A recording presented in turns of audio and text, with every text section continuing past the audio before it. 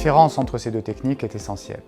Ce sont deux techniques qui sont utilisées en médecine esthétique à travers le monde et qui sont complémentaires l'une de l'autre. D'un côté, on a le Botox, ou toxine botulique, c'est son nom scientifique, qui est une molécule qui est injectée en fait directement dans le muscle du visage, puisque c'est ce qui nous intéresse aujourd'hui. Et il va venir bloquer finalement l'action du nerf sur le muscle et empêcher donc la contraction du muscle injecté.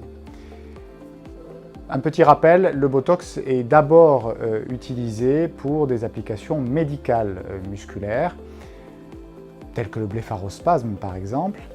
Et ce qu'il faut savoir pour essayer de rassurer les patients qui nous écoutent, c'est que les doses qui sont utilisées en médecine esthétique sont 10, 20, 30 fois inférieures à celles qui sont utilisées dans les pathologies médicales.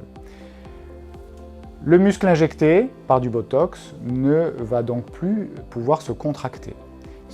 La peau qui est au-dessus, fixée sur ce muscle-là, ne va donc plus se plisser, ne va plus entraîner de fractures, ce qui va permettre bien sûr d'éviter l'apparition des rides.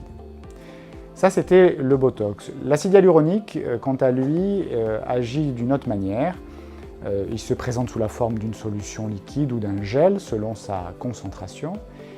Alors, il est injecté soit à l'aide d'aiguilles, soit à l'aide de canules, de micro-canules souples, qui sont utilisées en fait par un seul orifice d'entrée, qui sont donc beaucoup moins traumatisantes, et ce sont des techniques beaucoup moins douloureuses, avec beaucoup moins d'effets secondaires que lorsqu'on utilise l'aiguille.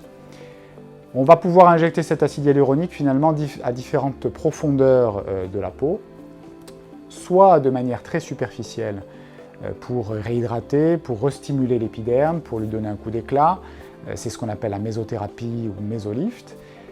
Et on va pouvoir injecter ce produit un peu plus profondément pour venir combler les rides, réhydrater finalement tous ces tissus. Et à l'extrême, c'est la grande force finalement des nouveaux acides hyaluroniques, on va pouvoir les injecter sous les muscles du visage, contre les reliefs osseux, pour recréer de la volumétrie. On arrive maintenant avec les nouveaux acides hyaluroniques à avoir des longues durées d'action et ils arrivent finalement petit à petit à remplacer certaines techniques chirurgicales qui sont parfois beaucoup plus difficiles à mettre en œuvre. Donc c'est les deux différences entre le Botox et l'acide hyaluronique, mais ce qu'il faut savoir c'est que ce sont vraiment deux techniques complémentaires et qui nous permettent de manière relativement simple d'obtenir des résultats esthétiques qui sont très séduisants.